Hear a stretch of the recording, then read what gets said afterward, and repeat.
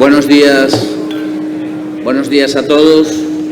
En primer lugar, quiero agradecer a los organizadores de esta reunión que me hayan invitado a moderar esta mesa, que es una mesa, la verdad es que muy interesante.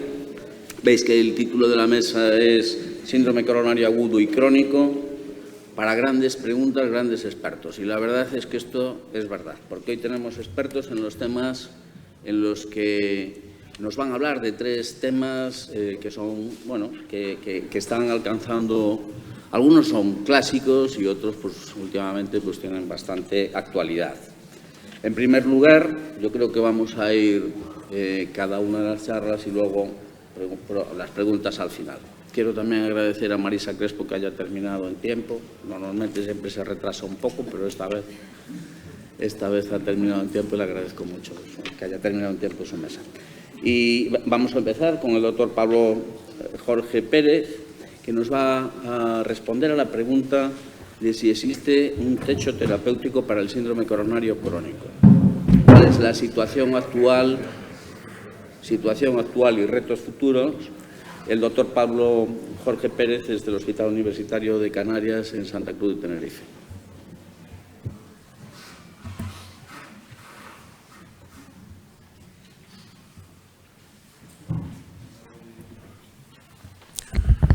Muchas gracias por la presentación, muchas gracias por la invitación a la directiva, a Pepe Gámez, a Román, por contar conmigo un año más. Para mí es un placer venir desde Tenerife, desde Canarias a Santiago. Creo que, como decía Marisa antes, es un escenario idílico para reunirnos y más pues, en un sitio como la Facultad de Medicina, ¿no? No sé si soy el más experto para hablar de síndrome coronario crónico, pero sí voy a intentar trasladarles mi punto de vista e intentar reflejarlo en lo que yo hago. Yo mayoritariamente me dedico al paciente agudo, pero como clínico también hago cardiología ambulatoria y creo que es pertinente que empiece un poco ubicando lo que hago para que entendáis, para que entendáis un poco más el motivo de la charla, ¿no? Esta es mi isla, esta es Tenerife, tiene 31 municipios. Como curiosidad, y por si queréis tener algún dato diferente a la charla y hacerle alguna pregunta a vuestro cuñado o cuñada, a ver si se la sabe, solo hay 2 municipios de Tenerife que no tocan el mar, que son Tegueste y Vilaflor, por si, como dato curioso. Pero básicamente lo que yo quiero traerles aquí es que Tenerife está dividida en municipios. El área norte de la isla depende de uno de los hospitales terciarios, que es en el que yo trabajo, y el área sur del otro hospital terciario de Tenerife, ¿no? Entonces, La Laguna, que es el segundo municipio más grande de Tenerife, es el área que yo como cardiólogo pues, me ocupo de un área específica que siempre es la misma en el seguimiento de los mismos pacientes, ¿no? Y esto pues, representa más o menos el área que yo sirvo un poco de enlace y coordinación con los médicos de atención primaria, de cercana a 18.000 habitantes, personas, y son 13 médicos de atención primaria, y yo soy el cardiólogo, ¿no? Esto lo dejo ahí, después lo retomaré un poco. Otro aspecto que quería resaltar para iniciar la charla es que esta es nuestra pirámide poblacional actual. Como veis, el envejecimiento poblacional va en aumento. Otro dato interesante es que la hospitalización por enfermedad coronaria, por enfermedad isquémica del corazón, aunque ha ido descendiendo paulatinamente en los últimos años, es importante y además va en relación con la edad, con la edad poblacional. La mortalidad la hemos reducido un 50% en los últimos años, pero esto hace pensar que el horizonte al que nos estamos enfrentando, pero nos vamos a enfrentar en los próximos años, es claramente, y estos son datos del Ministerio de Sanidad. Son datos de envejecimiento poblacional, reducción de la mortalidad, lo que va a hacer que la prevalencia en nuestra población de aquí a 5, 10 y 15 años sea alta, ¿no? Por lo tanto, para responder un poco a la pregunta o al título de la charla sobre la situación actual de cómo veo yo el síndrome coronario crónico, creo que lo principal es la evaluación clínica inicial del paciente, ¿no? Cuál es el contexto en el que tiene síntomas, cuál es la repercusión de estos síntomas en su entorno diario, si trabaja, no trabaja, si tiene poca clínica porque sale poco de casa, si sale mucho. Yo creo que esto todos lo sabemos, pero la repercusión clínica individualizada es fundamental y, sobre todo, identificar el fenotipo. Esto cada vez más le damos importancia, hay más publicaciones y creo que todos somos conscientes que no toda sintomatología anginosa está relacionada con enfermedad coronaria epicárdica, ¿no? Sobre esto, creo que el primer anillo dentro de la evaluación y seguimiento del síndrome coronariano crónico debe ir orientado a reducir la progresión de la enfermedad. Yo creo que hay 3 pilares básicos que son el manejo antiagregante, probablemente después José Luis nos dé algunas pinceladas más, el control lipídico y el control metabólico, el peso y la inflamación, ¿no? Pero todavía más importante, y creo que donde más podemos influir en el pronóstico de los pacientes, es el anillo de fuera. Antes, en la mesa de insuficiencia cardíaca, Julia nombraba un poco el entendimiento entre diferentes niveles asistenciales, la transversalidad, y yo creo que aquí todavía hay mucho por hacer, porque al final, de fruto del buen entendimiento, vamos a hacer que el paciente siempre esté lo mejor tratado posible y no se pierda en el seguimiento, ¿no? En cuanto a la identificación del fenotipo, creo que es importante ponerle nombre y apellidos en la medida de lo posible al mecanismo que ocasiona la sintomatología anginosa o el síndrome coronario agudo. Y ya sabemos que cada vez lo podemos ver más porque hemos mejorado mucho la precisión diagnóstica, que el diagnóstico de enfermedad coronaria sin enfermedad epicárdica por MINOCA pues, es más frecuente, o por afectación de la microcirculación.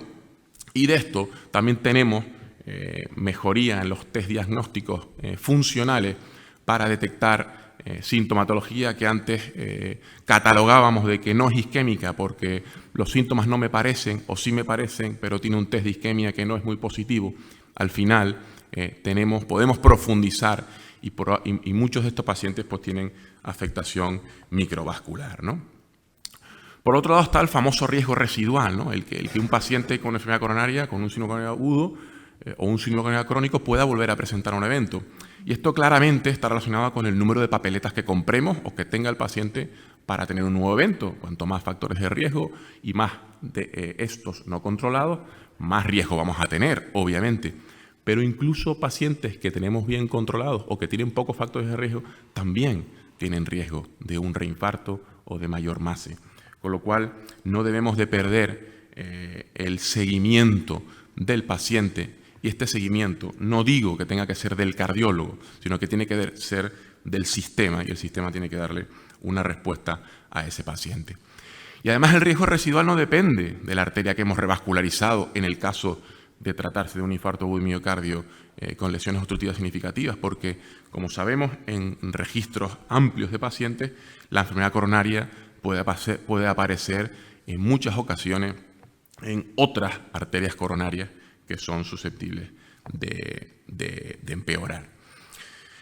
La antiagregación es un pilar básico para prevenir la progresión de la enfermedad, y a mí este esquema o esta figura de las guías europeas me gusta mucho porque creo que además es un punto que siempre está en las discusiones, que cuando definir qué terapia antitrombótica elegir, pero sobre todo definir la prolongación de la misma o no, creo que debe ser una evaluación continua, y que igual que hay parámetros hemodinámicos o angiográficos más bien, en cuanto al cantidad de metal que puede tener esa arteria, que lo sabemos en el momento que lo revascularizamos, cuando tenemos que tomar la decisión, que son 12 meses después habitualmente, el perfil de paciente puede haber cambiado, puede tener un riesgo trombótico mayor o un riesgo hemorrágico mayor. Con lo cual creo que todo debe ser dinámico, y la evaluación de la prolongación de la terapia antitrombótica, que sabemos, porque hay evidencia con algunos ensayos clínicos, sobre todo el Pegasus, que ya lo recogen las guías, tanto el uso de Rivaroxaban, clopidogrel, ticagrelor o en algunos casos prasugrel como terapia prolongada, Creo que esto debemos de evaluarlo valorando scores, riesgo trombótico versus riesgo hemorrágico, y que esto no debemos hacer al momento del alta. En el momento del alta tenemos datos que orientan a que puede ser un riesgo trombótico elevado, pero el riesgo hemorrágico debemos de revalorarlo cuando tengamos que tomar la decisión. Por otro lado, el segundo pilar fundamental para evitar la progresión de la enfermedad o para tratar el síndrome coronarico crónico y que no vuelva a haber un evento es el control lipídico. Sabemos que el LDL debemos de tenerlo bajo, ya lo dicen las guías, que debemos ir a un objetivo de reducción del 50%, menos de 55%, algún perfil de pacientes con eventos recurrentes en 2 años debemos de bajar el nivel de LDL. Y lo de siempre, cuanto antes, cuanto más bajo, pero sobre todo cuanto más mantenido. Todavía vemos pacientes con síndromes coronarios crónicos al año, a los 2 años o a los 4 años en que no seguimos siendo igual de exigentes en mantener un nivel de LDL bajo. Y esto debemos de hacerlo desde el alta. Yo creo que este algoritmo de Carlos Escobar y de muchos de los que estáis aquí de la Asociación de Cardiología Clínica, publicado en REC, creo que ayuda mucho. Y no lo hacemos muchas veces en el momento del alta, cuando tenemos un paciente del alta o de la consulta médica ambulatoria. Tenemos un paciente con un nivel de LDL X, tenemos que saber de dónde viene ese paciente, de qué niveles viene anteriormente, si disponemos de ello, y qué tratamiento toma, o sea, con qué dosis de tratamiento está en qué nivel de LDL. Y sobre eso tomar decisiones. No tiene ningún sentido que un paciente al alta que ya tomaba atorvastatina de 40 se vaya con atorvastatina de 80. No tiene casi ningún sentido. Debemos de implementar terapias agresivas para reducir el LDL en el momento de nuestra valoración y atendiendo a este tipo de consideraciones. No olvidarnos los triglicéridos. Los hemos tenido abandonados muchas veces. Debemos de insistir en que los triglicéridos también influyen en el riesgo cardiovascular y en el riesgo residual de nuestros pacientes, y que, aunque las estatinas y en segundo lugar los fibratos deben ser el tratamiento para reducir la hipertrigliceridemia, también tenemos que pensar en el ácido icosapentaenoico, ¿no? Y más recientemente el boom, o que esto siempre ha estado ahí, pero al menos yo personalmente no le he dado la relevancia que tiene en los últimos años, que es el colesterol, el no HDL, ¿no? Que al final pues, influye también en el riesgo cardiovascular, y que pacientes con un mismo nivel de LDL, que al final es lo que siempre miramos y el objetivo principal que debemos de reducir, pues pacientes con un mismo LDL pueden tener un riesgo cardiovascular mucho mayor, porque las partículas que conforman el colesterol no HDL pues son mayores. Y con esto pues tenemos múltiples evidencias recientes sobre nuevas terapias en el control lipídico, y alguna de ellas es bueno, un ensayo clínico que vamos a desarrollar, que a lo mejor algunos conocéis desde la Asociación de Cardiopatía Isquémica, que es el uso precoz de ácido bempedoico en pacientes que ingresan con síndrome coronarico agudo, de randomizarlos a terapia a doble terapia hipolipemiante más con o sin ácido bempedoico, y ver resultados a medio plazo, ¿no? Y el tercer pilar, el control metabólico, el control del paciente diabético. Las guías del paciente diabético ya recomiendan el uso de los 2 tratamientos que modifican la evolución de la enfermedad cardiovascular, los análogos y los ISGLT2, sobre todo los ISGLT2 en perfil de insuficiencia cardíaca e insuficiencia renal, pero los análogos ya sabemos que reducen MACE, que reducen sobre todo enfermedad cardiovascular aterotrombótica, sobre todo ictus, y que son fármacos que debemos de considerar, sobre todo en pacientes con sobrepeso, pero no solo en ellos, ¿no? En cuanto al control metabólico con colchicina, hubo un boom cuando se publicaron los 2 ensayos clínicos en el uso de colchicina, sino con post-agudo y en el crónico, como es el Lodoco. Parece que ha quedado un poco ahí, se ha enfriado un poco la colchicina, y las guías, pues después de este ensayo clínico, lo han ubicado con un nivel de indicación 2B en pacientes con persistencia de un nuevo evento recurrente dentro de los 2 primeros años, a pesar de estar óptimamente tratado.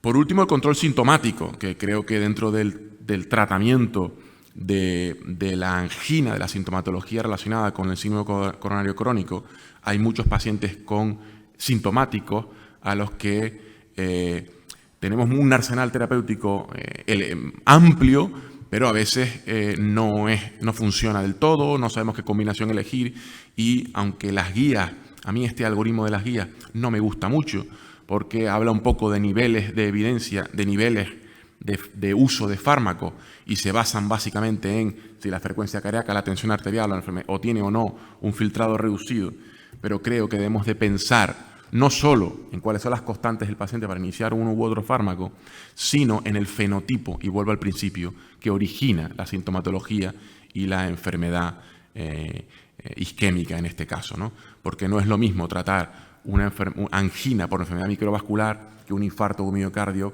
por una lesión focal en la DEA media. No es lo mismo, no es el mismo tratamiento y a lo mejor hay terapias como ranolazina o trimetazidina, que aunque están en un segundo o tercer nivel, según las guías de práctica clínica, pueden tener mayor relevancia su uso según el fenotipo que tengamos. Y por último, y lo más importante, el seguimiento. El seguimiento debemos de asegurarlo. Como cardiólogos debemos de, yo no digo liderar, porque el liderazgo debe ser compartido, pero sí creo que debemos de involucrarnos con la administración y con la atención primaria, que están deseosos de que esto sea así porque están desbordados, en que esto mejore. Y esto, las guías tampoco lo dejan muy claro. Las guías te recomiendan cuándo hacer una visita, cuándo hacer un electro, cuándo valorar hacer una prueba de esfuerzo o una eco, pero esto no es la medicina del día de hoy, ¿no? La medicina es que debemos estar comunicados frecuentemente. Y cuando hablaba al principio de enfocar el área de salud a la que yo me encargo un poco de coordinar, es que siempre veo el mismo área de salud, siempre hablo con los mismos médicos de atención primaria y la evolución en los últimos 5 años es que no hay lista de espera, la comunicación ha mejorado mucho y los pacientes se ven de una semana para otra. Los nuevos, los que llevan 1 año de síndrome con agudo y los que llevan 3 años, que a lo mejor yo presencialmente no los veo desde hace 2, pero ellos sí, y saben que cualquier duda, comentario o esté fuera de objetivo, podemos discutirlo y comentarlo en cualquier momento. Y es que esto es un problema, porque datos, y vuelvo otra vez a los datos del Ministerio, la primera consulta con un especialista especializada en España es mala, esto es general, aquí están todas las especialidades y cardiología está a nivel medio, pero no es bueno, ¿no? Y hay una gran diferencia por comunidades autónomas, mi comunidad no está bien, pero es que encima lo que más me preocupa es que 1 de cada 2 habitantes a los que se les pregunta piensan que la coordinación entre niveles es mala. Y esto es un problema. Con lo cual, y para concluir, ¿existe techo terapéutico para el síndrome coronariano crónico? No, no existe techo terapéutico. A la vista está que hay múltiples focos que atender, hay nuevas terapias, sobre todo hipolipemiantes, antidiabéticas y para reducción de peso, que van a venir y que van a mejorar, a reducir mortalidad y eventos. Pero yo creo que lo que es más importante es que hay que personalizar nuestra atención y el cuidado de cada paciente en cualquier momento durante el seguimiento, implicando y empoderando al paciente en la medida que podamos, pero sobre todo favoreciendo la transversalidad y comunicación eficiente que funcione entre atención primaria especializada y enfermería. Porque no solo hay que encajar las piezas del puzzle, sino mantenerlo encajado a largo plazo. Muchas gracias.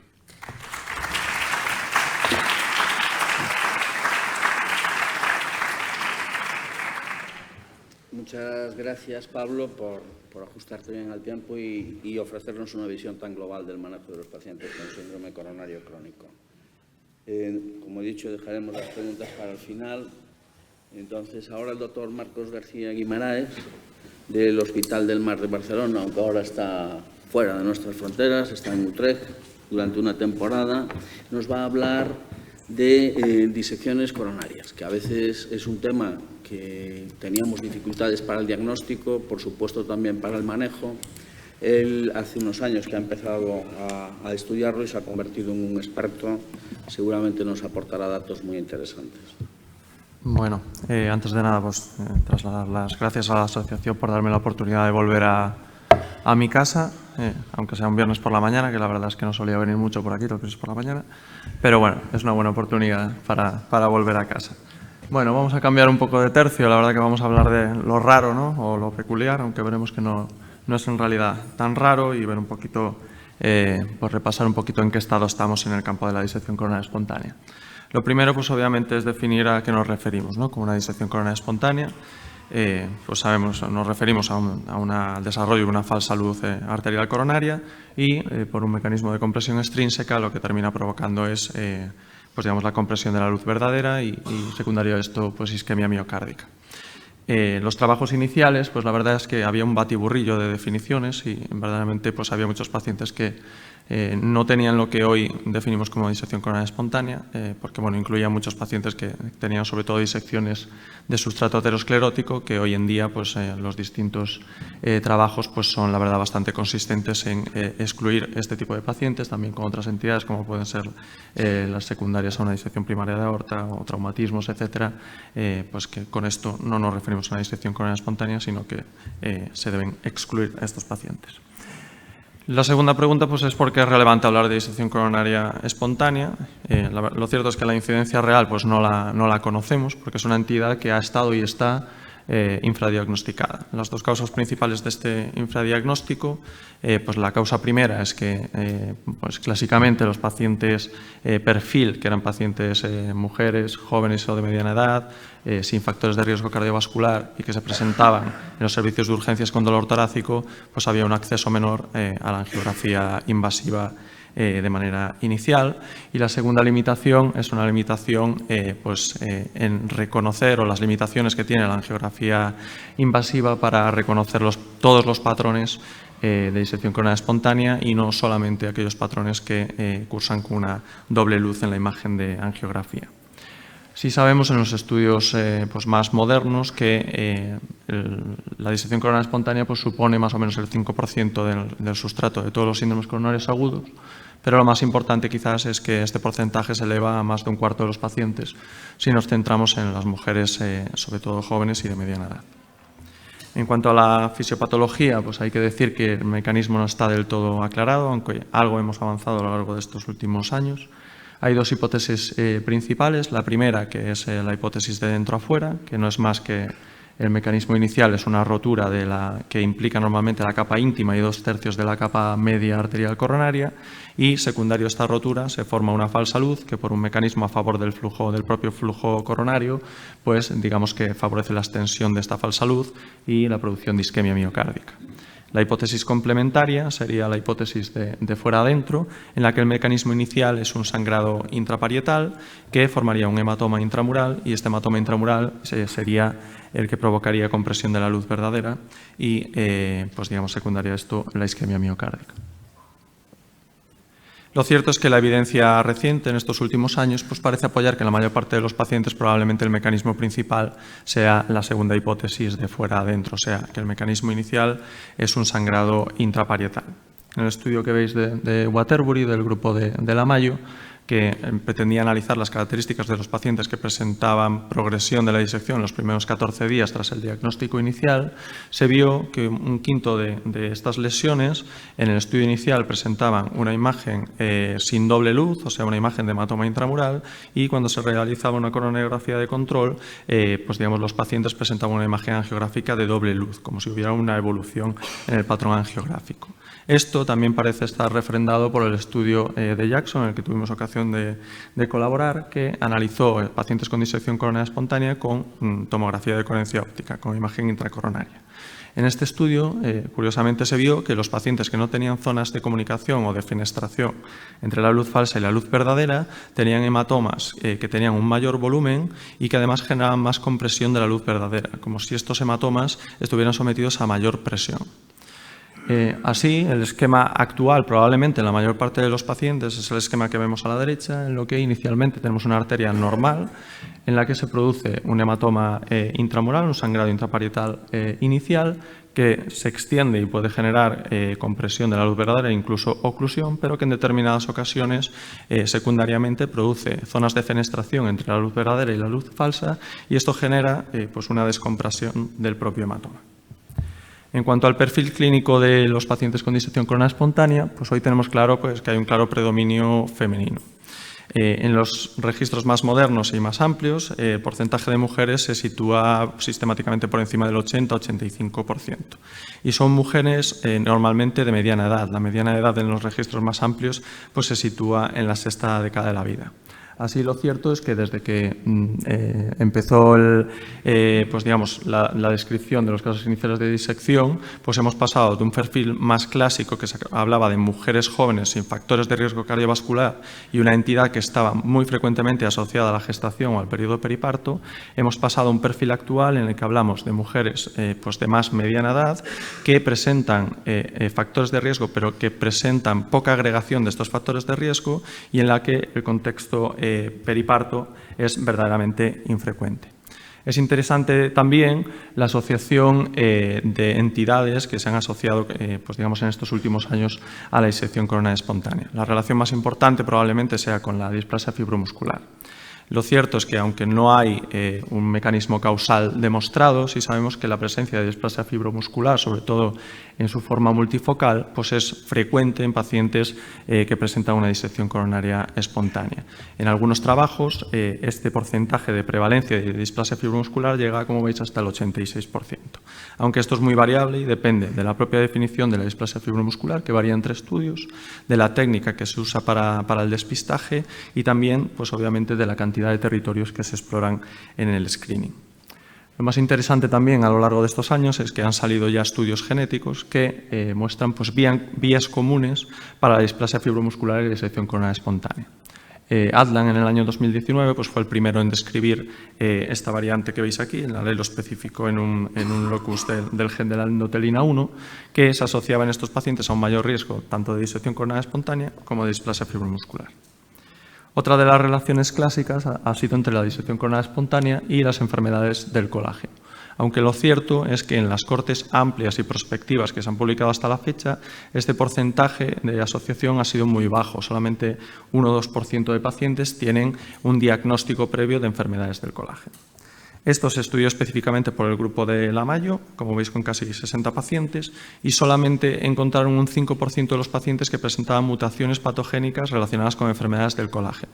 Pero probablemente lo más interesante de este estudio es que un quinto de los pacientes presentaban variantes de significado incierto en relación con genes de enfermedades del colágeno. Y esto tenemos datos más recientes que muestran lo mismo, vías comunes con determinadas enfermedades del colágeno. Así, el estudio de Bestraeten, con casi 180 pacientes, mostró que los pacientes con disección coronaria espontánea presentaban con elevada frecuencia variantes raras en 6 genes relacionados con la vía del TGF-beta y, por tanto, con la enfermedad de Loeys-Dietz. Y nosotros también desarrollamos un estudio, en este caso para valorar la expresión de microRNAs en pacientes con disección coronaria espontánea frente a pacientes con un síndrome coronario agudo de etiología aterosclerótica convencional. En este estudio lo interesante es que encontramos 4 microRNAs que tenían mayor expresión en disección coronaria espontánea y que de estos 4 microRNAs, 3 estaban involucrados en la vía del TGF-beta y por tanto tenían relación con la enfermedad de Loeys-Dietz. En cuanto a la presentación clínica, pues la verdad es que es superponible a cualquier otra causa de síndrome coronario agudo. Como veis en la derecha, pues los síntomas pues son dolor torácico, irradiación al miembro superior y frecuentemente también la presencia de cortejo vegetativo. O sea que desde este punto de vista no es nada específico. El diagnóstico más frecuente es en forma de infarto sin elevación del segmento ST y pues digamos la variación en el balance entre sin elevación y con elevación es muy variable en los estudios, pero normalmente el infarto con elevación del segmento ST pues representa alrededor de 1/3 de los pacientes con disección coronaria espontánea. Y la presentación arrítmica pues, se sitúa normalmente por debajo del 10%, aunque esto obviamente en los casos más graves pues, tiene el problema del infradiagnóstico en pacientes que se presentan con muerte súbita extrahospitalaria y que no se llega al diagnóstico etiológico. También es interesante pues, el análisis de los factores que aparecen como desencadenantes agudos de los episodios de disección. Y se ha mostrado que estos desencadenantes pueden ser tanto físicos, como es el ejercicio físico intenso, traumatismos, maniobras de valsalva pues, digamos, excesivas, y también pues, digamos, otro tipo de desencadenantes de nivel emocional, como puede ser el estrés mental, también el efecto de determinados tóxicos, como puede ser la cocaína, y también una relación que se ha sugerido entre distintos tratamientos con efecto vasoconstrictor, como pueden ser los triptanes para el tratamiento de la migraña. El trabajo específico que analizó esto del grupo canadiense, pues como veis, pues se encontró un desencadenante agudo casi en el 60% de los casos. Lo más frecuente fue un desencadenante de estrés emocional, seguido de un desencadenante de ejercicio físico. Y también lo curioso es que este patrón de desencadenantes variaba respecto al sexo. O sea, en las mujeres el desencadenante más frecuente era la presencia de un estresor emocional, mientras que en los hombres el desencadenante más frecuente era un ejercicio físico intenso.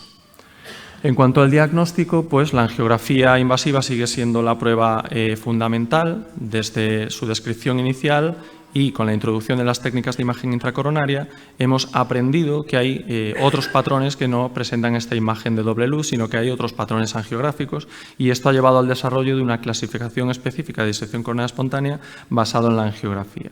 Hay principalmente 3 subtipos angiográficos: las lesiones tipo 1, que serían las lesiones clásicas, que presentan una imagen de doble luz, que como veis representa alrededor de un tercio, un 30% de los casos.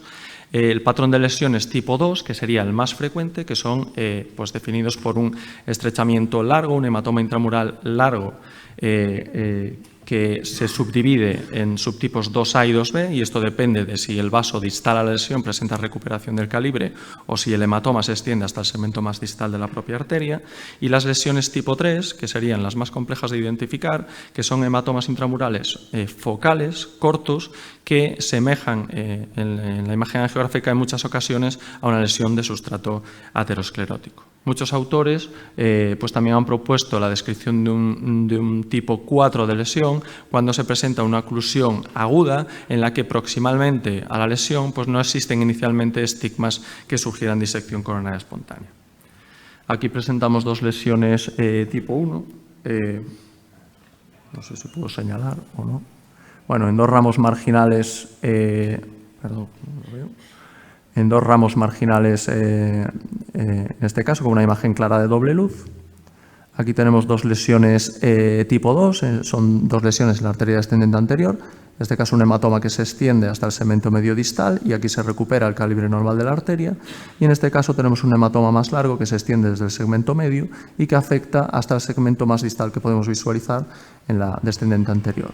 Y en este tercer ejemplo tenemos un caso de una lesión muy focal, que en este caso en una zona de kinking arterial en la que fue necesario el uso de imagen intracoronaria, en este caso tomografía de coherencia óptica, para poder pues, confirmar el diagnóstico de disección coronaria espontánea.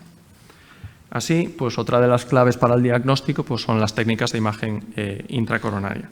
Hay que tener claro que pues hay que valorar el balance riesgo-beneficio pues de instrumentalizar una arteria para hacer la técnica de imagen en una arteria que ya está dañada y que además pues es más propensa a sufrir más fenómenos de disección. Así, los consensos actuales pues, recomiendan limitar el uso de técnicas de imagen intracoronaria solamente en el caso de lesiones dudosas, como pueden ser las lesiones tipo 3, para confirmar el diagnóstico y para guiar el tratamiento percutáneo en aquellas lesiones que precisen tratamiento. Como veis en la imagen de abajo, pues las 2 técnicas, la tomografía de coherencia óptica y la ecografía intravascular, permiten la definición y la extensión del hematoma intramural, pero obviamente la tomografía de coherencia óptica, debido a su mayor resolución, pues permite definir mejor las zonas de comunicación o fenestración entre la luz verdadera y la luz falsa, y además es superior para visualizar el trombo intraluminal. Otra de las técnicas para el diagnóstico, interesante sobre todo su aplicación, es el TAC. Obviamente el interés principal es por el carácter no invasivo que tiene para realizar el diagnóstico. La principal limitación del TAC, como sabéis, pues tiene menor resolución que la angiografía convencional y la limitación es en lesiones distales, que es un sustrato frecuente en lesiones de disección coronaria espontánea que tienen un predominio para afectar a segmentos distales. Aquí el TAC pues, va a tener una limitación, al menos de momento. El papel del TAC en la fase aguda, la verdad es que ha sido poco estudiado.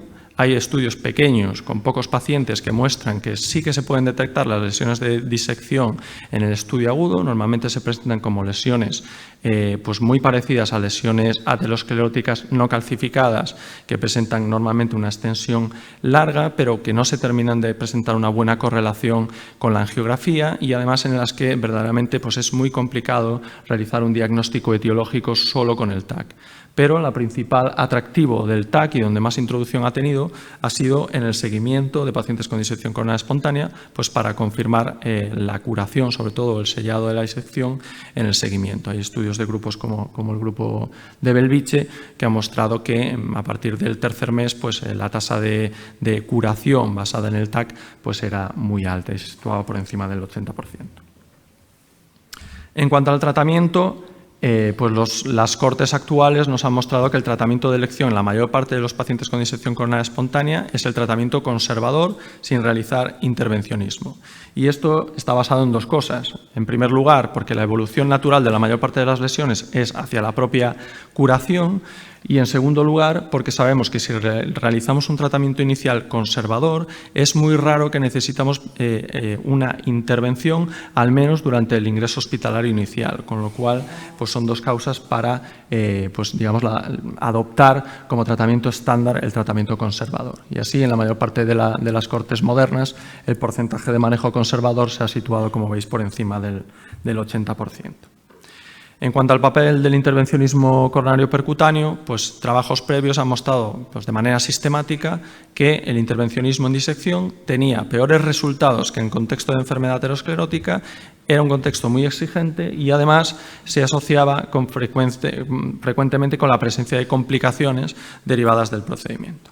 En este caso, nosotros lo que hicimos es analizar los pacientes sometidos a intervencionismo del registro nacional, del registro de Reino Unido y del registro de Países Bajos, y lo que vimos es que en estos pacientes, que fueron un total de 215 pacientes, el intervencionismo sí que era útil para restaurar el flujo coronario. De hecho, fue muy raro presentar un deterioro de flujo final respecto al inicial en relación con el intervencionismo. Solo un 7% de los pacientes presentaron un flujo final peor que el inicial, pero sí que vimos que el intervencionismo se asociaba de manera frecuente a complicaciones, casi en el 40%, aunque solamente un 13% de estas complicaciones fueron consideradas complicaciones importantes. Y además vimos que el riesgo de complicaciones era mayor en aquellas lesiones que eran largas, las que afectaban a segmentos proximales y, de nuevo, las que presentaban con una imagen de hematoma intramural sin doble luz.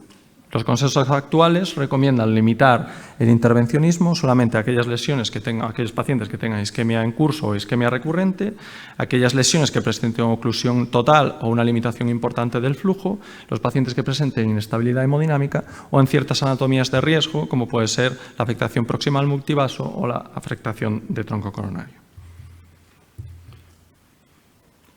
En cuanto al tratamiento médico, lo cierto es que hasta hace poco pues, adoptábamos el tratamiento estándar del síndrome coronario agudo. Y aquí la principal limitación es que, por el momento, pues, no disponemos de ensayos clínicos para guiar las terapias. He destacado aquí para mí, los tres principales controversias actuales. En primer lugar, es el papel de la antiagregación, simple o doble antiagregación y cuál es la duración del tratamiento. En segundo lugar, la indicación del tratamiento hipolipemiante. Y en tercer lugar, el potencial beneficio del uso de betabloqueantes y la disminución del riesgo de recurrencias. Respecto a la antiagregación, lo cierto es que los consensos pues, no se mojan mucho. El consenso europeo dice que, bueno, que parece razonable dar tratamiento doble antiagregante, pero no se moja en decir cuánto tiempo debemos antiagregar a los pacientes. Y por su parte, el consenso americano sí que, en aquellos pacientes con tratamiento conservador, pues sugiere que un tratamiento corto de doble antiagregación de 1 a 3 meses seguido de monoantiagregación con aspirina pues puede ser razonable en el contexto de disección. Además, recientemente se publicaron los datos del registro DISCO que analizaba pues, en pacientes con disección coronaria espontánea manejados de manera conservadora el papel de la doble antiagregación frente a la antiagregación simple. En este estudio lo que se vio es que aquellos pacientes que tras el diagnóstico se instauraba tratamiento con doble antiagregación presentaban un peor pronóstico al año de seguimiento comparados con aquellos pacientes que solo recibían monoantiagregación con aspirina. Y esto fue principalmente a expensas de un mayor riesgo de reinfarto y un mayor riesgo también de necesidad de nuevas revascularizaciones. Con los datos del registro nacional, que también hemos publicado hace poco, también la doble antiagregación al alta aparecía como un predictor de eventos adversos en el seguimiento. Y esto era así tanto para el grupo global como si nos centramos solamente en el subgrupo de pacientes manejados de manera conservadora. En cuanto al papel de los hipolipemiantes, pues la verdad es que viendo la fisiopatología, pues no parece que haya una justificación para el tratamiento en prevención secundaria con hipolipemiantes, con estatinas, y de hecho hay algún trabajo que sugiere que puede potencialmente estar asociado a un mayor riesgo de recurrencias, aunque es cierto que esto está limitado a un trabajo y que no se ha reproducido en otros estudios. Y de hecho los consensos actuales pues solo recomiendan iniciar tratamiento hipolipemiante si hay indicación en prevención primaria. En cuanto a los beta-bloqueantes, inicialmente pues, digamos que el beneficio era el propio del síndrome coronario agudo y también pues, teórico en el síndrome aórtico agudo, y principalmente los datos son de la Corte canadiense, que es el único estudio en el que sí que el tratamiento beta-bloqueante al alta se asoció a un menor riesgo de recurrencias en el seguimiento. Y basado solamente en este estudio observacional, los consensos sí que recomiendan la indicación de tratamiento beta-bloqueante en pacientes tras una disección coronaria espontánea. En cuanto a la evolución hospitalaria, estos son los datos del registro nacional, pues veis que, durante la hospitalización un 6% de los pacientes tuvieron un evento adverso, la mortalidad fue menor al 2% y la mayor parte de los eventos fueron a expensas de reinfartos y de revascularizaciones no planeadas. Un dato interesante, como decía antes, es que en aquellos pacientes que se hizo tratamiento inicial conservador, menos de un 5% necesitaron una intervención durante la hospitalización inicial. Encontramos además 4 factores que se asociaban a un mayor riesgo de eventos durante el ingreso, que fueron la historia de hipotiroidismo, el contexto periparto, la presentación como muerte súbita o arritmia ventricular o la afectación de segmentos coronarios proximales. En cuanto al pronóstico a largo plazo, como veis aquí, con un seguimiento mayor a 2 años, la tasa de evento adverso fue del 13%, de nuevo la mortalidad fue baja, estuvo por debajo del 3%, y de nuevo los eventos fueron a expensas de reinfartos y necesidad de revascularizaciones. Como dato curioso, la tasa de recurrencia de disección en nuestra corte fue muy baja, solamente un 2%. Y además, interesante, si analizamos la cronología de los eventos, vemos que la mayor parte de los eventos fueron en el primer mes tras el diagnóstico inicial. Así, vemos que el 60% de los reinfartos totales en el seguimiento y el 77% de las revascularizaciones ocurrieron en el primer mes tras el diagnóstico inicial, lo que nos hace ver que este periodo, desde el diagnóstico inicial hasta el primer mes, donde probablemente el proceso de sellado no se ha producido, es un periodo de especial riesgo en pacientes con disección. Encontramos 4 factores relacionados con el pronóstico a largo plazo, con un mayor riesgo de eventos adversos, que fueron de nuevo la presencia de un hematoma intramural, o sea, una lesión que no presentase doble luz en la angiografía, la afectación de segmentos coronarios proximales, la historia de hipotiroidismo y de nuevo aparece el tratamiento con doble antiagregación plaquetaria al alta. En cuanto al screening o el despistaje de displasia fibromuscular, pues la verdad es que en nuestro país nos queda mucho por hacer. Como vemos con datos de nuestra corte, pues menos de un tercio de los pacientes se realizó un despistaje de displasia fibromuscular tras el diagnóstico inicial. Lo interesante está también, a pesar de que el screening fue bajo, es que en aquellos pacientes en los que se hizo el despistaje, pues casi un tercio de los pacientes tenían datos de anomalías vasculares extracoronarias, que en su mayor parte fueron displasia fibromuscular, afectando a las arterias renales y a los troncos supraórticos. Y por último, vamos a saltarnos un par de cosas. Bueno, recordaros que tenemos en marcha el primer ensayo clínico aleatorizado en disección que estamos llevando a cabo a nivel nacional, que pretende responder a 2 de estas preguntas que hice antes, ¿vale? El papel de los betabloqueantes en el riesgo de recurrencias y el papel o el régimen de antiagregación que debemos dar en pacientes con disección coronaria espontánea. Actualmente tenemos 154 pacientes aleatorizados, el objetivo son 600 pacientes a lo largo de 2 años y con esto pues, pretendemos dar un poquito más de luz en esta patología en los próximos años. Muchas gracias. Muy bien, muchas gracias, Marcos. Y ahora el doctor José Luis Ferreiro, al que todos conocéis, seguramente ya lo habéis escuchado en otras intervenciones sobre este tema, es un experto en el tema del que va a hablar de antiagregantes en el síndrome coronario agudo. Y la pregunta es si lo tenemos claro. Espero que lo tengamos más claro después de escuchar esta presentación. Donde quieras. Muchas gracias por la introducción. Evidentemente agradecer a la Junta de la asociación el invitarme a participar. Y la respuesta honesta a la pregunta de si lo tenemos claro, diría que no demasiado. esta sería la respuesta con lo que podríamos finalizar la charla, pero bueno, como hay que llenar 15 minutitos, pues vamos a ello, ¿no? Estos son mis conflictos de interés y básicamente en lo que voy a centrar la presentación es en, digamos, sobre las últimas guías de escasez, las dos polémicas más importantes que ha habido sobre el tratamiento a corto plazo, que es la elección de qué inhibidor P2Y12, Prasugrel o Ticagrelor, y también hablar un poquito de, yo creo que lo más relevante, que es qué hacer con el pretratamiento, que ha llevado bastante polémica pues desde la aparición de estas guías, y finalmente, muy brevemente, pues cómo puede afectar esto a un mayor o menor uso de los antiagregantes parenterales en la sala de hemodinámica. Si hablamos sobre la elección de los inhibidores, P2Y12, en concreto sobre la polémica Prasugrel o Ticagrelor, pues bueno, aquí os presento lo que es la tabla de recomendaciones de las últimas guías de escasez que aparecieron pues bueno, en el Congreso Europeo del 2020 y fundamentalmente llamó bastante la atención pues esta recomendación de que se debe considerar Prasugrel en preferencia sobre Ticagrelor en la escasez que va a intervencionismo coronario percutáneo. En realidad no es que llamara la atención la recomendación como tal, sino lo que llamó probablemente la atención es la fuerza de esa recomendación, ese 2A que se coloca aquí, fundamentado solo en un estudio con muchos aspectos criticables.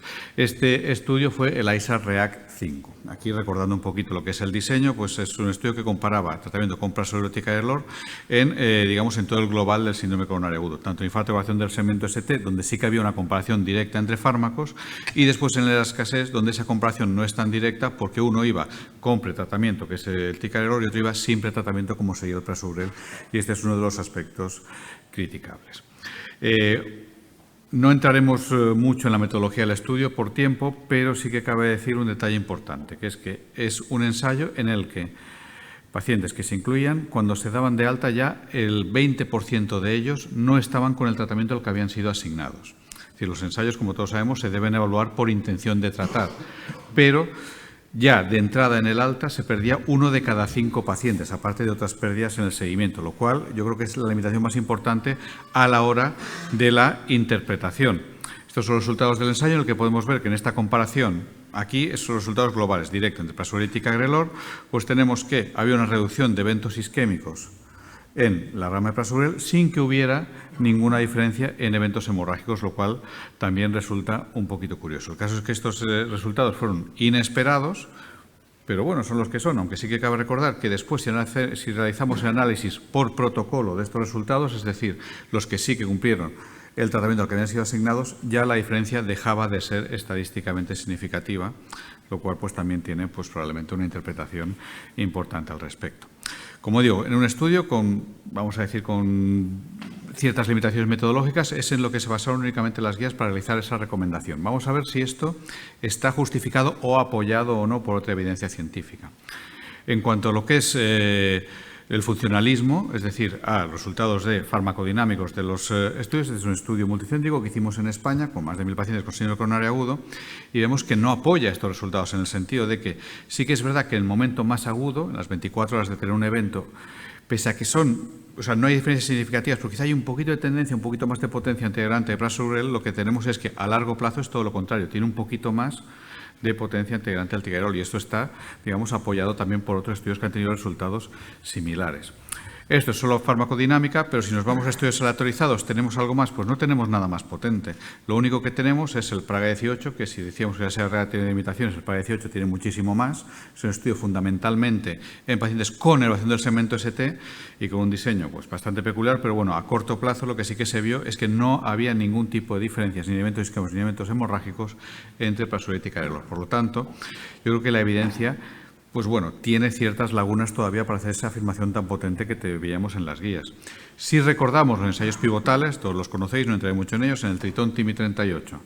Pues bueno, beneficio en cuanto a reducción de eventos isquémicos con un fármaco más potente, Prasugrel respecto a clopidogrel, pero pagando un precio de un poquito más de hemorragia. Si vemos los resultados del plato con Ticagrelor, exactamente lo mismo. Fármaco más potente antiagregante, más reducción de eventos isquémicos, pero se paga un pequeño precio en cuanto a más hemorragias. Y esto pues nos lleva a ver un poquito lo que llamamos la plausibilidad de los resultados. Es decir, tenemos el Tritón, Prasugrel contra clopidogrel. El que gana es Prasugrel, teóricamente, pero tenemos una reducción del endpoint primario del 19%. pero pagando un precio en cuanto un poquito más de hemorragias. El plato, 18.000 pacientes para tener una reducción en el endpoint primario del 16%, pagando ese pequeño precio en hemorragias. Y después nos vamos a ISA-REACT. Solo 4.000 pacientes y tenemos una reducción brutal del 36% sin ningún precio a pagar. Esto, pues bueno, no digo que haya que dudar de los resultados, pero bueno, que a veces pues tenemos que ser un poquito críticos a la hora de interpretarlos. Y desde mi punto de vista esto nos hace ver que quizá esa evidencia que lo ponen las guías como 2A no está tan claro y que todavía tenemos que individualizar la elección de los inhibidores P2 y 12 según el paciente que tengamos y también, ojo, como veremos después, según la estrategia que vayamos a hacer de pretratamiento o no.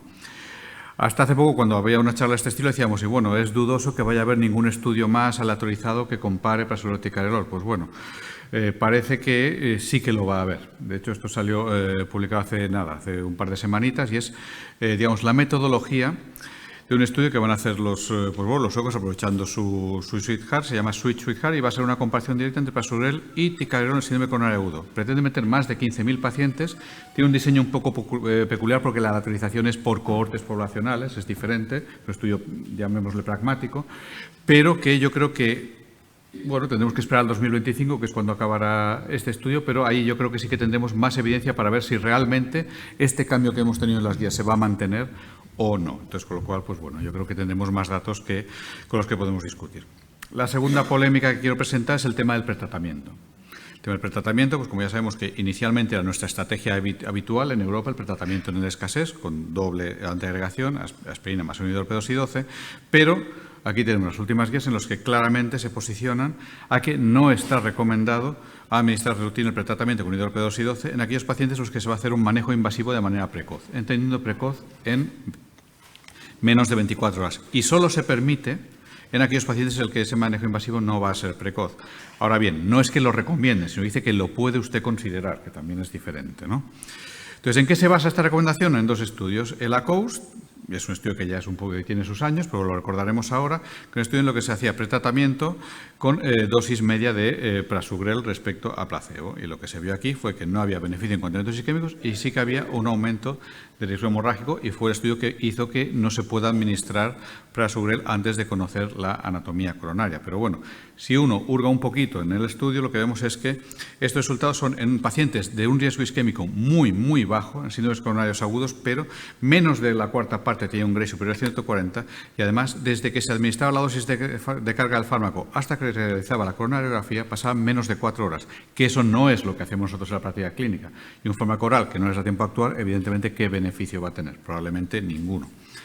Y la segunda evidencia viene del propio ISA-REACT 5 de la rama del escasez, pero claro, esto no es una comparación directa de pretratamiento sí versus pretratamiento no, es pretratamiento con un fármaco versus no pretratamiento con un fármaco diferente, con lo cual, pues bueno, la interpretación también tenemos que tenerla cuidadosamente. Además, teniendo en cuenta que aquí el tiempo de tratamiento, o sea, desde que se administraba el fármaco hasta que llegara a la hemodinámica, era de apenas 1 hora. Claro, ¿qué efecto beneficioso va a tener un fármaco oral que probablemente todavía no está haciendo efecto en ese momento? Probablemente solo nos encontraremos, pues bueno, los efectos secundarios, ¿no? El caso es que, si comparamos aquí el resultado global del estudio respecto al grupo de escasez, en el que había esta diferenciación de pretratamiento sí versus pretratamiento no, los resultados son consistentes, pero ojo que en este grupo de escasez la limitación que poníamos antes es todavía mayor.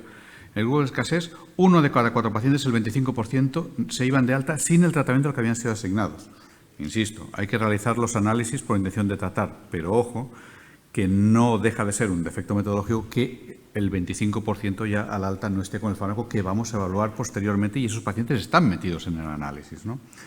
Es que lo que yo creo que es útil es ver estos dos estudios que han propiciado que las guías vayan en contra del pretratamiento y compararlos con la vida real de lo que nos pasa a nosotros, por ejemplo, en España. Entonces, compararemos lo que pasa en estos dos estudios, ACOAST y ISA-REACT 5, respecto a lo que es la vida real, que evidentemente, pues bueno, también puede haber diferencias por barrios, esto pasa, pero vamos a hacerlo de manera un poquito global, ¿no? Retraso hasta la angiografía, cortísimo, eso se tratan casi como una primaria, sobre todo en la ISA-REACT 5, sin embargo, en la vida real en España esto no se hace así, el tiempo tarda mucho más, porque ya si el paciente ingresa en un hospital en el que no hay hemodinámica, a lo mejor lo ve el cardiólogo al día siguiente, entonces pide el CATEC, lo cual se va a hacer más allá todavía. Por lo cual esto no es la vida real, no es lo que nos encontramos. Pacientes de alto riesgo muy superior en vida real. ¿Cuándo va a tener más beneficio el pretratamiento? En pacientes de más alto riesgo isquémico. En cambio, en estos estudios la tendencia es a meter pacientes de más bajo riesgo, con lo cual va en contra de ello. También se dice que el pretratamiento va mal si el paciente va a ir a cirugía. Bueno, en los estudios no se sabe, pero en la vida real nuestra, de los registros poblacionales que se han hecho en España, desde que un paciente se decide que se hace la coronariografía y se decide que va a ir a cirugía, pues pasan 5 o 6 días de mediana. Entonces, ojo, que da tiempo de sobra que se limpie el efecto del fármaco que le hayamos puesto antes. El uso de los inhibidores P2Y11, claro, en estos estudios es todo o nada. Se le da uno potente o no, pero bueno, también tenemos el clopidogrel, que en determinados pacientes también puede ser útil como pretratamiento y no va a tener tanto riesgo isquémico. Y una cosa que sorprende es que estos ensayos, realizados a nivel europeo y relativamente contemporáneos, el acceso femoral es de cerca del 70%. Y eso evidentemente que va a favorecer pues, más riesgo hemorrágico en estos pacientes. Afortunadamente en España estamos en tasas de superiores al 90% en todos los centros, o en casi todos, de acceso radial, con lo cual vamos a minimizar el riesgo hemorrágico en estos pacientes de cara al tratamiento antitrombótico, que por supuesto tiene relevancia. Un ensayo que no se contempló en las guías porque precisamente se comunicó en el mismo congreso es el ensayo Dubius. Este es un ensayo que sí que es puro de pretratamiento. Es pretratamiento sí versus pretratamiento no. No hay mezcla de fármacos, no hay tal. Y aquí, con 1.500 pacientes, que tampoco es una cifra despreciable, se llegó a la conclusión de que no había ningún tipo de diferencias entre un acceso y otro. Esto no es que sea negativo, es que no es ni para sí ni para no. De hecho, el estudio se paró por futilidad de que no se iban a encontrar diferencias metiendo el número de pacientes totales.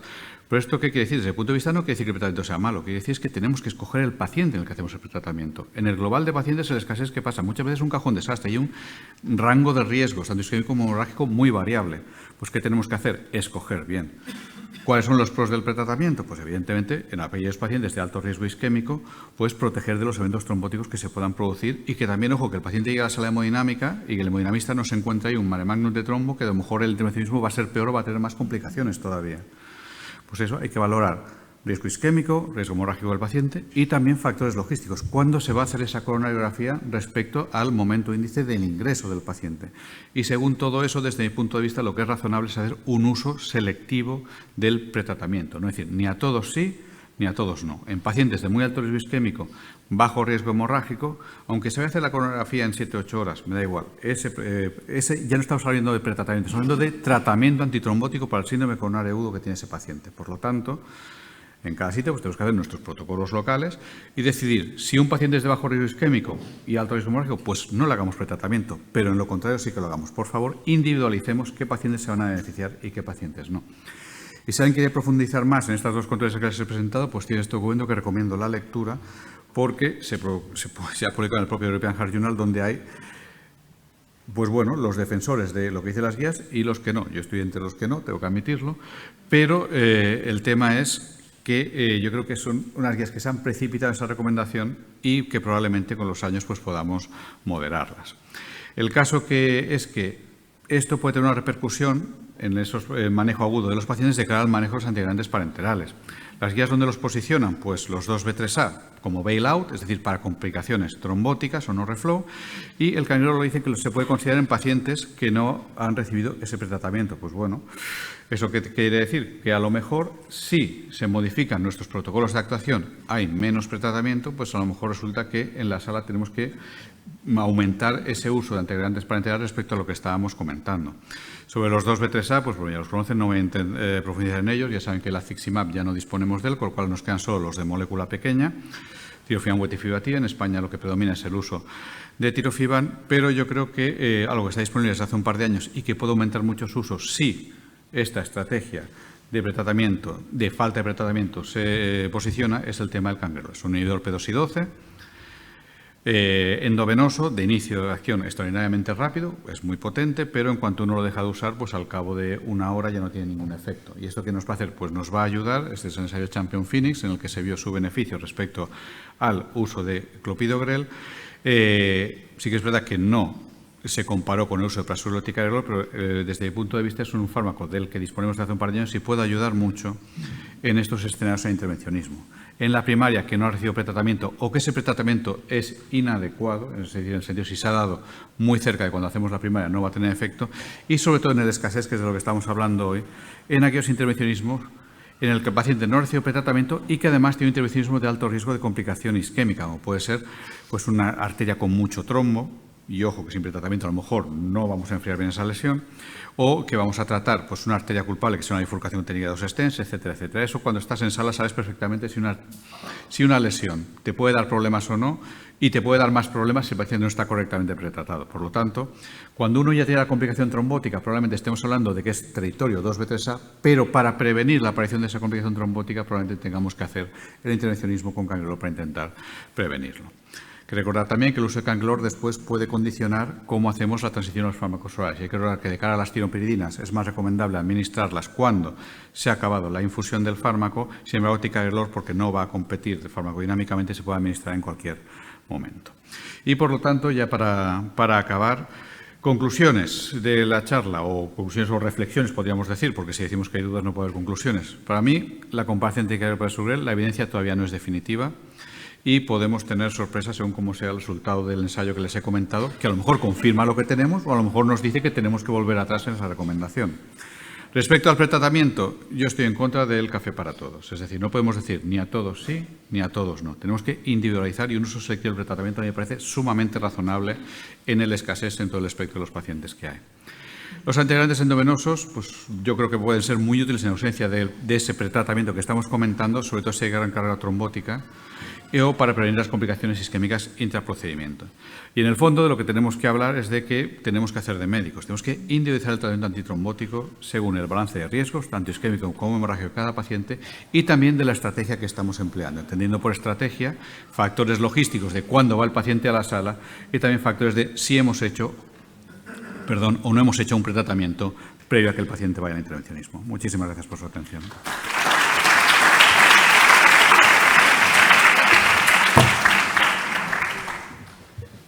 Muy bien, excelente presentación, además sobre un tema muy de actualidad y bueno, yo creo que aclarando algunos puntos, sobre todo en relación con las guías, estas últimas guías, yo creo que tienen algún tema más que no está muy fundamentado en las evidencias científicas. Nos hemos pasado un poco de tiempo, pero yo creo que merece la pena dedicar 3 minutos a 3 preguntas porque bueno, lo que hemos escuchado aquí son unos planteamientos que pueden abrir algunas cuestiones. Si alguien quiere hacer alguna pregunta del público, le cedo. Sí, Marisol. Sí. Hola, buenos días. Es una pregunta para el doctor García Guimarães con respecto al tratamiento antiagregante simple con aspirina en el contexto de las disecciones espontáneas, teniendo en cuenta la fisiopatología de la enfermedad. ¿Cuál es su opinión respecto a la duración de este tratamiento? ¿Indefinido? ¿Hasta que se selle? ¿Un año? Gracias. Bueno, gracias por la pregunta. Bueno, la verdad que es una pregunta muy interesante. Bueno, la verdad que viendo la fisiopatología respecto a la duración del tratamiento antiagregante, sabemos que a partir del primer mes pues más del 90% de las lesiones están selladas. Pero es verdad que no tenemos datos todavía. Pues bueno, es verdad que parece razonable extender el tratamiento antiagregante más allá del primer mes, ¿vale? Porque no el 100% de las lesiones están selladas, pero probablemente un tratamiento manteniendo la antiagregación simple alrededor de los 3-6 meses sea suficiente. No veo un beneficio de extender la antiagregación al año del tratamiento porque ahí el 100% de las lesiones van a estar selladas y no conocemos ningún beneficio potencial de mantener la antiagregación en una lesión, en un paciente con disección coronaria espontánea en la que la lesión esté sellada.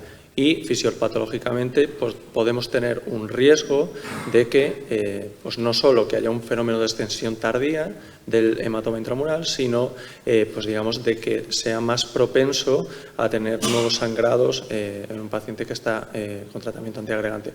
Yo, mi opinión es que probablemente en los próximos años tendremos a limitar el tratamiento antiagregante en pacientes en los que se hace un manejo conservador. Pero bueno, es verdad que todavía es muy pronto para decir algo con peso. ¿Alguna otra pregunta? Bueno, entonces yo voy a hacer una a cada uno de los otros ponentes para que tampoco se sientan así aislados. Primero, José Luis, has hablado mucho de individualizar. ¿En quién no utilizarías pretratamiento en este momento? En un paciente con coronario. Exacto. Sí, como he dicho, después eso, evidentemente cada uno pues tiene que en su centro o en su área pues intentar hacer sus protocolos y tal, pero desde mi punto de vista no se benefician del pretratamiento. Aquellos pacientes, por supuesto, con riesgo hemorrágico muy elevado, aquellos pacientes en los que existen dudas diagnósticas, porque muchas veces el escasez que es diagnóstica de entrada después no lo es.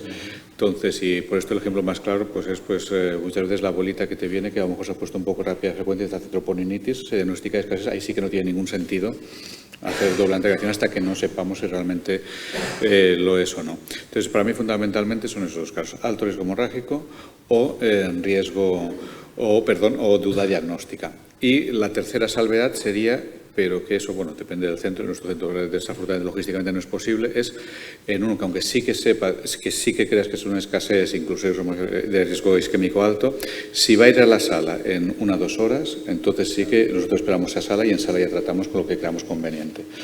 Pero eso, ya digo, son aspectos logísticos que a veces en muchos centros no vamos a tener la oportunidad de poder hacerlo, ¿verdad? Muy bien, muchas gracias. Y José Luis, Pablo, la cuestión para ti es que tú nos presentaste una forma holística de atender a los pacientes con síndrome coronario agudo. ¿Qué, en tu experiencia, tal como tú lo haces, qué papel desempeña la enfermera o el personal de enfermería en ese manejo de los pacientes? Yo creo que si queremos atender de esta manera a los pacientes, el papel de la enfermería tiene que cambiar con respecto al que tradicionalmente está ocupando, ¿no? Nosotros ahora mismo, una cosa es la enfermera de hospitalización, que participa un poco en las recomendaciones al alta. Otra cosa es la enfermera de rehabilitación cardíaca, que antes del alta pues se le inicia en el programa, se le dan las recomendaciones y se recupera para iniciar la fase activa de rehabilitación cardíaca en los primeros meses del alta. Y después tenemos la enfermera del centro de salud.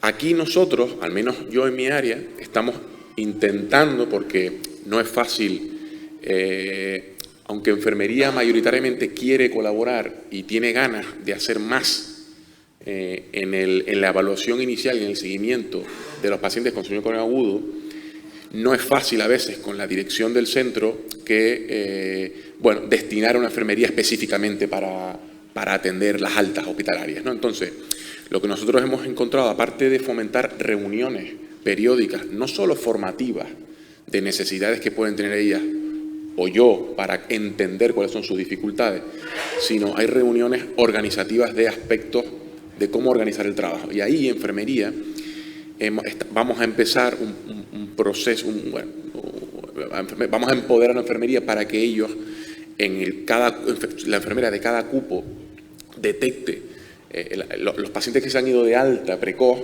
para que ellas sean las que coordinen la primera visita, para que no se pierda ningún paciente.